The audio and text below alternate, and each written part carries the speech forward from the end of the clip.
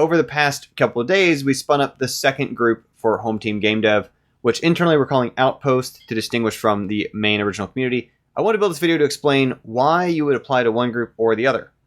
I've had some people who are looking at our application run into that question, emailed me about it, and or have actually been accepted, had checked the box for either, and then are trying to double check what are the differences.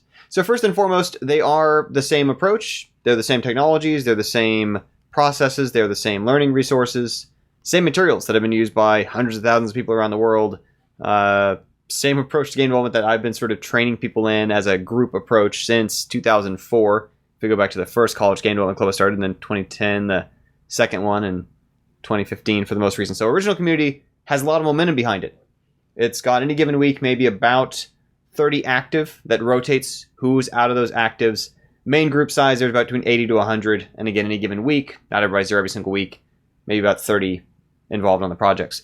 The newer community, which again I'm calling Outpost, literally started days ago. It's been primarily made up of a few members who carried over as part of the new group. It's been made up of some returning members who figured now's a good way to get their kind of start on as a founding or establishing member. And it is so far much smaller. We're talking at this point between a half dozen to a dozen, depending on when you watch this video, since there's some other people who are going through the application process. The major differences, it's not a better and worse. There's not a one-size-fits-all, this is better for everybody. There are differences, and I want to discuss those here so you can make a more informed decision, because ultimately it helps you, and it helps me to make the right decision about which group to apply to or which group to lean towards if they're both available when you apply at HomeTeamGameDev.com to learn game development with us, with online teams and mentors. So it's a little bit like if you think about going to work for a large company as opposed to working for a startup. In terms of the big group, it's got momentum, it's established. You can kind of, if you want to, sort of hide in the crowd. That can sound negative. Some people, that's what they're looking for. Some people want to be able to fit themselves into a bigger process. There's a lot of projects to choose between. And any given week, when we do our weekly slides in that main group, you know, we mentioned, here's who's been making commits to these projects. And out of those, your name can just be in that list, and people won't make a big deal if you're there or not. In the smaller group, and again, for some people to see this as a benefit, it's going to be much harder to hide. It's going to be something where there's going to be, I don't want to say pressure, because it's not how we work, but it's going to be much more noticeable if you are not there, not doing it, not active, not engaged. So if you're participating because you want to make yourself visible, you want to be kind of there from the beginning as a founding member, participating, maybe leading a project, if nothing else, becoming seriously, consistently involved with one or two projects, the newer, smaller group, Outpost, is going to maybe be an easier fit if that's what you're looking for. Another difference is that bigger group, partly because it's already grown past several kind of milestones in its growth, it has completely separate people who help out as the morale specialist in chat, who help out as the mentor in residence on the projects, collaborative mentor, if you will. It's Krister, McFunky Pants, and our meeting host, Star, for that main group. For the new group, Outpost, because it's so much smaller, it hasn't yet passed those growth milestones for those to be specialized out into separate roles. So right now, in the meantime, it's me wearing all three of those hats for the new Outpost group. Now, that's not the long-term plan. As the group eventually grows and becomes more like the original group, we'll be filling in those kind of roles as people are specialized, dividing up the work. At the current size, it's me, for better and for worse. I've got a lot of experience doing it. I love filling those roles when a community is the size that I still can handle that. So some people enjoy that additional interaction that I am going to have to be that much more around, that much more involved, that much more directly plugged into stuff. But counterpoint, again, it's more me. There's pros and cons there.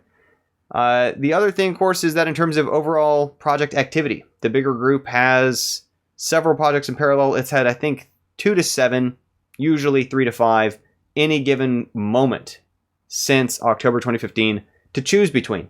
And because of the way our group works, you can shift between projects. If you want to do level design for this game, 1 week. Next week, do sound effects for that game. Next week, take a week off, don't even ask anybody's permission. Week after that, do some code for a different project. That's maybe easier to do that kind of jumping and spanning in the bigger group because it has more games in parallel as opposed to the small group. So far, we had our first pitch, kind of. I want to congratulate Vince. And what we did as part of the transition was he pitched that new, it's an isometric kind of Diablo-inspired game in JavaScript, browser, HTML5 canvas. He pitched that as part of our original main community, since that's where, so far, we have audience to pitch to, and we had a meeting. And then this first week, people in the original group helping get started, then it's transferring over to the new group and becoming a part of the Outpost. So that's one project we'll have over there. Another project, another leader in our group, Jamie. He's actually one of the guys who helped show Hidden Passageways at IndieCade and Game Tasting recently. He's going to be pitching a mech combat game in Unity C#, so that's going to be our first Unity game over in the new Outpost group. If that interests you, Outpost group where to find that. Now, counterpoint, if you're not interested in either a JavaScript Diablo-like or in Unity C# mech arena combat game or pitching leading your own project, then near term, maybe you're going to prefer the amount of options that you get from the original community. Which, you know, those will be changing too. I'm not going to list, but I think there's like 4 or 5 right now. Not going to go through this at the moment, but, you know, that's another difference. And I suspect that as we continue to grow, as we continue to improve what we're doing, you're going to be, at some point, you might even surface on a website which projects are going on which teams. We used to do that in the early days for our group, but, you know, games don't often show well when they're really early, so we'll explore the possibility.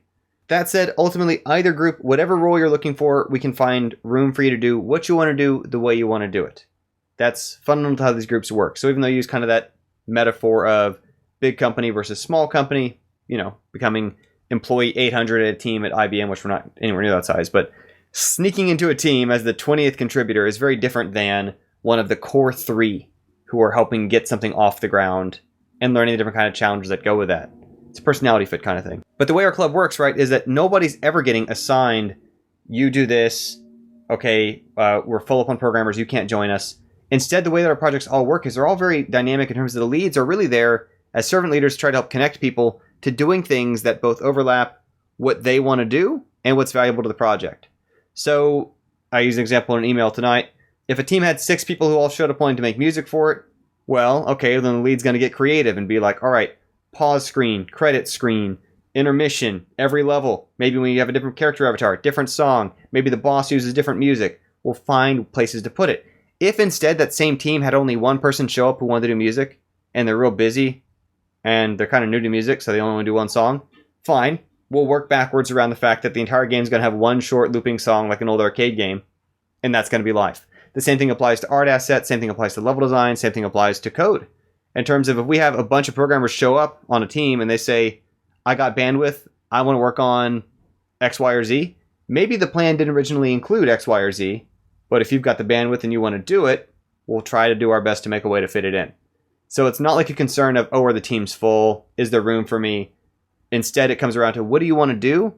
And all the games you see, the 80 games you see out of our set of games released from our club, HomeTeam GameDev, formerly Gamketo Club, came out of that process, in which there's a tentative plan that the lead has laid to kind of keep it on the rails, but it's very adaptable around who shows up, who's got the energy, who has the interest and wants to do things. So when you go to HomeTeamGameDev.com to apply, and you're trying to decide, do you want to join the original established group or the Outpost group, those are your main considerations. Do you want something where it's bigger, has more momentum, you can really kind of focus in a little easier?